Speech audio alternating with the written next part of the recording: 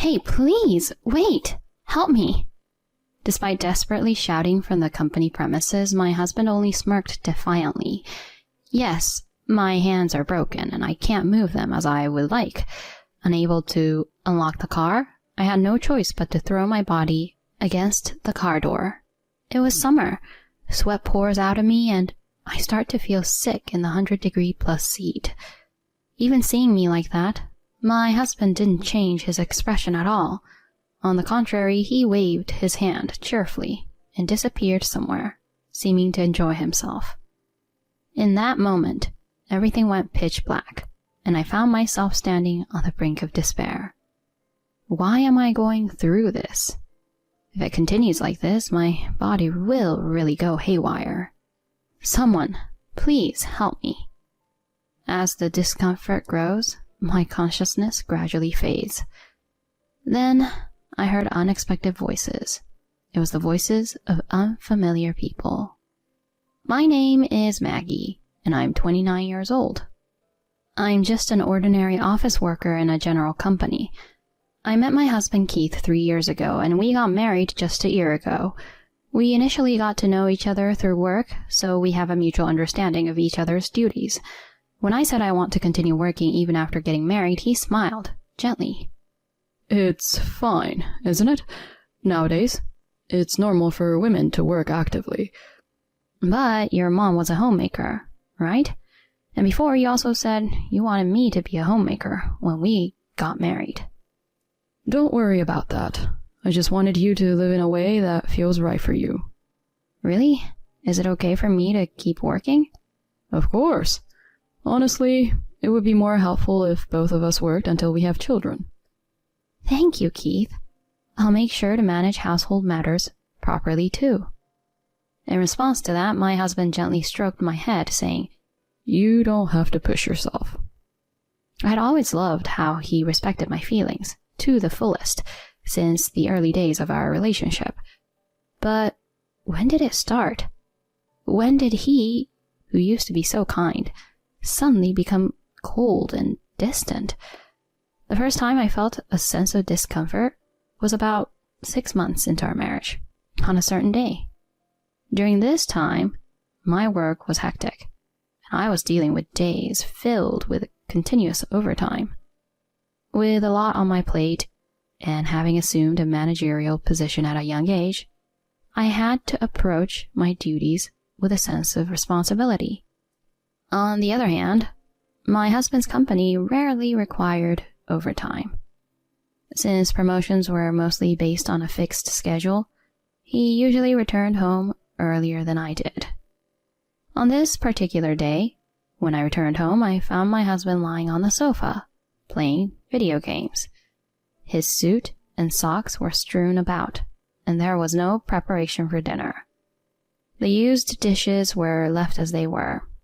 Suppressing in a sigh that seemed ready to escape, I rolled up my sleeves and started doing the dishes. At that moment, without turning his face towards me, my husband continued to focus on the game screen and casually said, Hey, is dinner ready yet? I'm pretty hungry, you know. Upon hearing those words, my hands, which were washing dishes, came to a halt.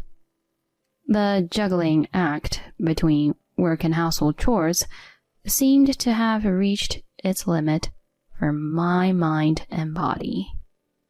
Normally, I could have brushed it off with a sorry or I'll prepare it soon, but on this day, I just couldn't ignore my husband's words.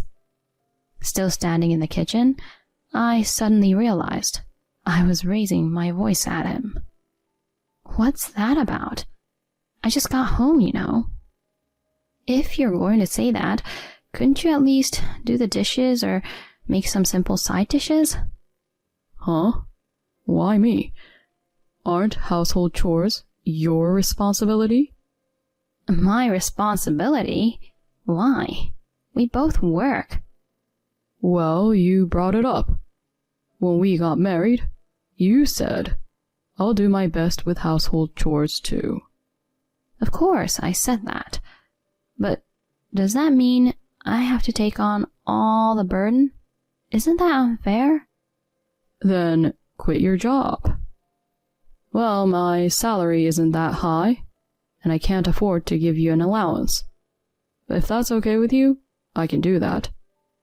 What is that? I never expected to hear such things, and I found myself at a loss for words. Standing there, dumbfounded, he chuckled as if mocking me. What? Were you thinking selfishly? Like wanting to work but not do household chores or something? No, that's not it. I just want you to help out a bit. Help out? Didn't you decide to handle both work and household chores on your own? Why should I have to help? It just doesn't make sense. Isn't it normal for couples who both work to share household responsibilities? I never thought you'd say something like that. Huh? Don't shift the blame onto me. You decided that on your own, so take responsibility for it. Okay?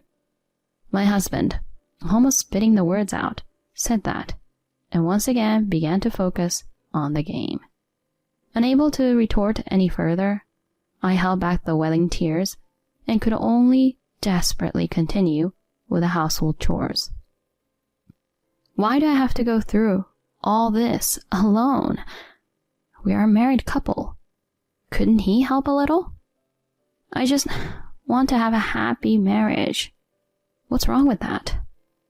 From this day onward, my husband's words and actions escalated rapidly. Even if he came home late due to overtime, he started hurling abusive words at me.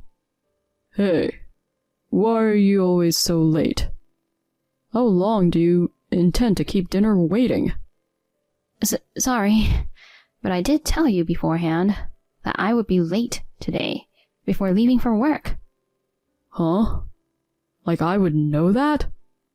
You're using work as an excuse. Typical of a woman to abandon household chores.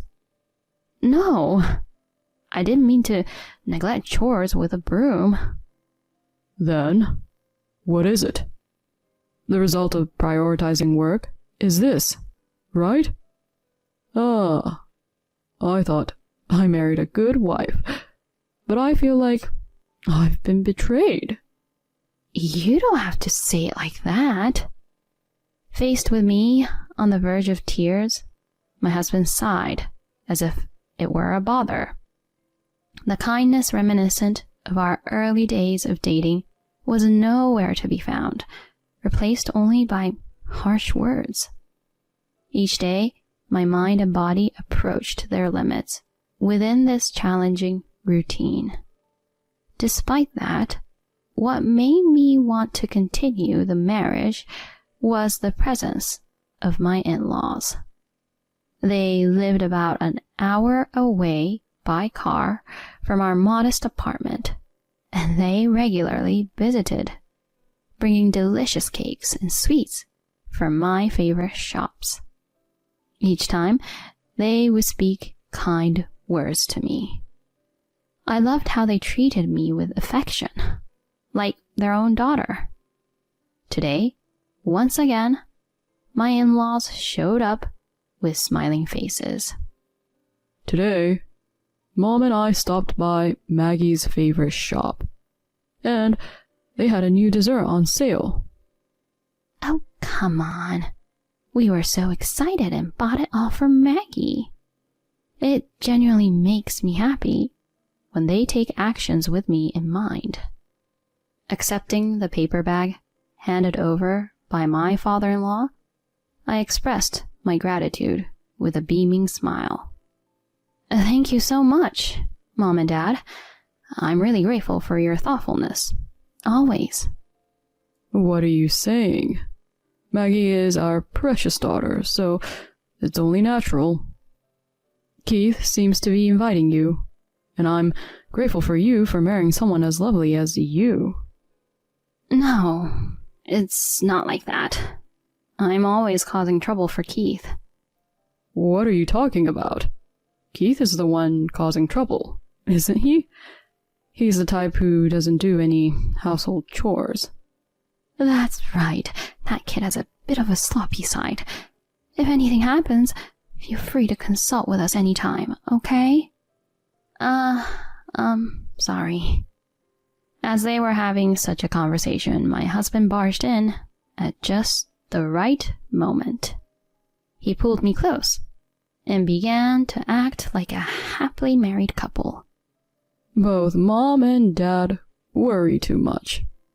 We get along really well, and we share the household chores properly. Really? I can't believe you can do such skillful things. That's right. You're just handing everything over to Maggie. That's not true. I do my share of household chores since Maggie is working, you know. What about it, Maggie? I shuddered involuntarily at my husband's smiling face.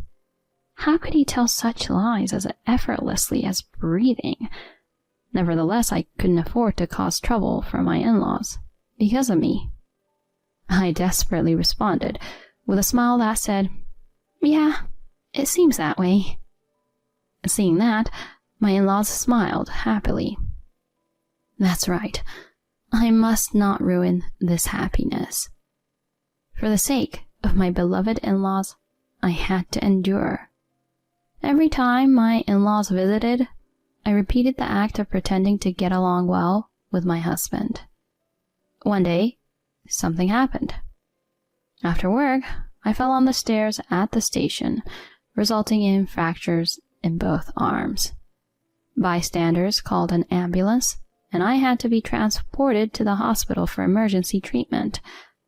I was forced to stay in the hospital for a while. Since my job involves using a computer, this injury could impact my work. When I contacted the company and explained the situation, they told me not to push myself and take a break, so I decided to take about 2 months off. Both the injury and the need to take time off from work were entirely due to my own carelessness, so there was no helping it. But what saddened me the most was that my husband didn't visit me once during my hospitalization. After about 2 weeks in the hospital, I was discharged.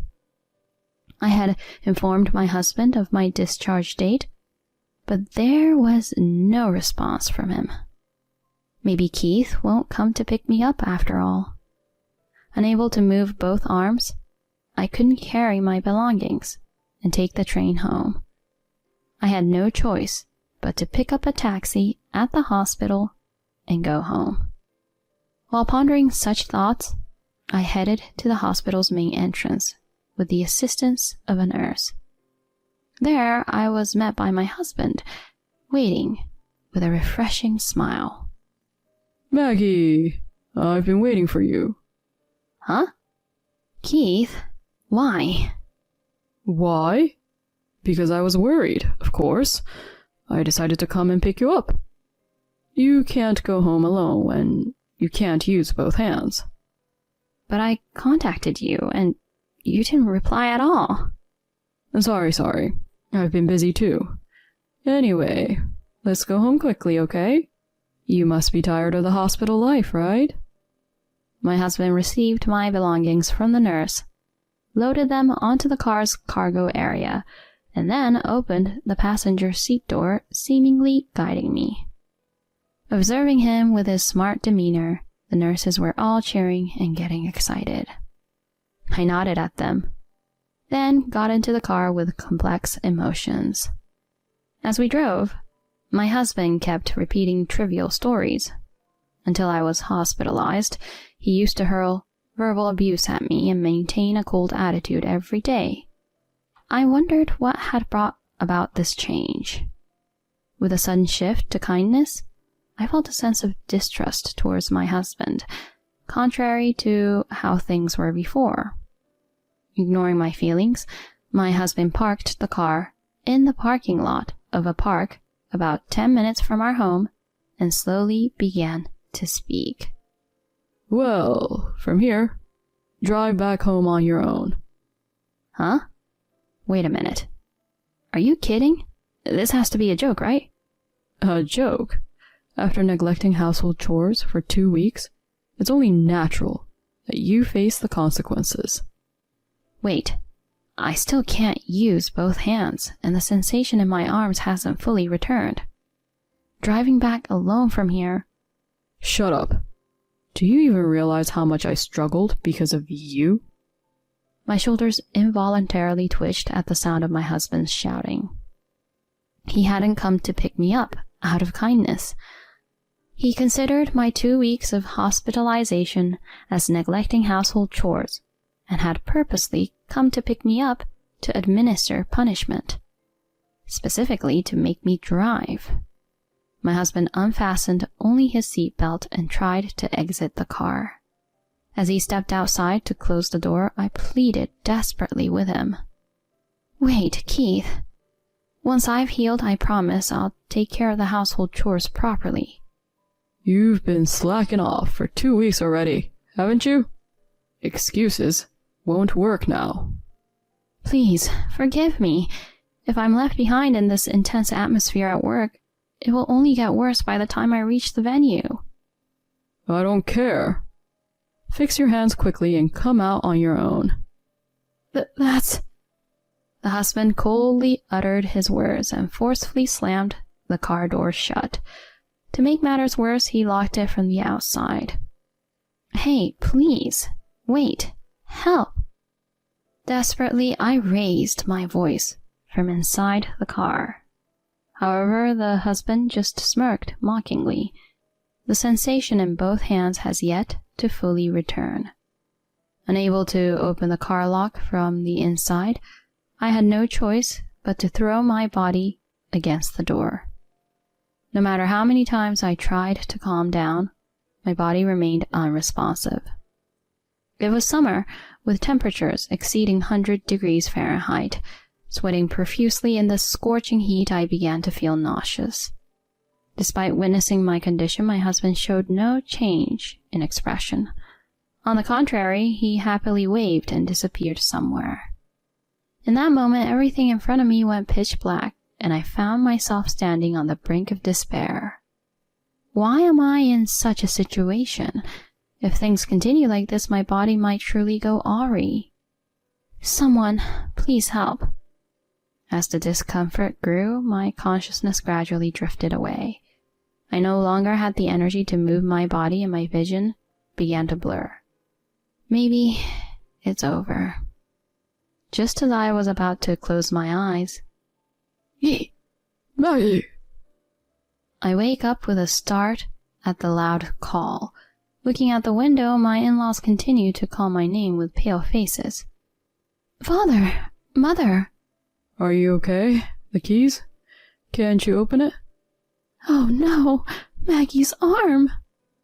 My father-in-law hurriedly tries to open the door, but it doesn't budge because it's locked. Then he grabs a nearby concrete block and smashes it against the rear window with all his might. After repeating this a few times, cracks gradually appear on the window and it slowly shatters. Through the broken area, my father-in-law reaches in and unlocks the car from the inside. Maggie, are you okay? Being pulled out of the car by my in-laws, I was shedding tears of relief. Yeah. It was scary. I was so scared. Holding me gently like a child, my mother-in-law comforted me. When I heard the story, it turns out they were on their way to our house. Passing by the park, they noticed our car, and recognizing the license plate, they found me in a dazed state inside. Tell us, what happened? Explaining to my father-in-law, who was looking at me with a serious gaze, I recounted what had occurred. The expressions of my in-laws improved rapidly as they learned the truth. Sorry, Maggie. I can't believe Keith would do something so terrible. No, I'm sorry for keeping quiet too. I can't take it anymore after this incident. Yeah, I understand. We'll protect you. So don't worry. That's right. You don't have to worry anymore. Mom, Dad. Anyway, let's go and put an end to all of this. My in-laws got into their car, and my father-in-law drove us towards our home where my husband was waiting. When my father-in-law rang the intercom, my husband cheerfully appeared. However, as soon as he noticed me behind my father-in-law, his face contorted in an instant. Why? Maggie, why are you here? From the expressions of my in-laws, he probably understood everything. My husband's face rapidly turned pale. Keith, I heard everything from Maggie. My husband clearly appeared disturbed by the cold statement. No, it's a misunderstanding. It's just that... My father-in-law, grabbing his arm by the collar, shouted at him as he began making excuses. Don't mess around. Hurting such a wonderful wife like this? How much of a scumbag are you, huh? Pretending to get along in front of us and secretly hurting her like this? As a man, you're finished. No, I just want Maggie to become a good wife. A good wife? Coming from you, who isn't a good husband, you idiot? I'm truly disappointed in you. I'm cutting off our parent-child relationship. Never come back home again. Scum like you can live alone in loneliness. Suffer on your own. No way. Mom, please say something to her. His plea was rejected as my mother-in-law shook her head. In her place, I bluntly stated, "You've done more than enough awful things to me. Perhaps losing your family is the payback you deserve." No, I don't want that. Please, don't abandon me. No, I can't take it. My husband clutched his head and crumbled to the floor from his knees. Despite his tearful apologies, I couldn't bring myself to forgive him. I decided to rely on my in-laws until I found a new place to live. With my parents-in-law as witnesses, I divorced my husband. Perhaps fearing his parents, Keith readily signed the divorce papers. Instead of seeking alimony, I demanded he never to be involved in my life again. Since we had common colleagues at work, news of our divorce quickly spread. Afterward, Keith seemed to have a hard time at work, repeatedly being late or absent without notice. It seemed like it was only a matter of time before he would be fired. But I felt no sympathy for him. Let him sit behind bars and suffer for all I care. I can never thank my supportive parents-in-law enough for saving me at that time and continuing to support me. They are my benefactors. I hope to repay my in-laws properly in the future, no matter how it takes shape. For now, let's focus on fully recovering from the injuries.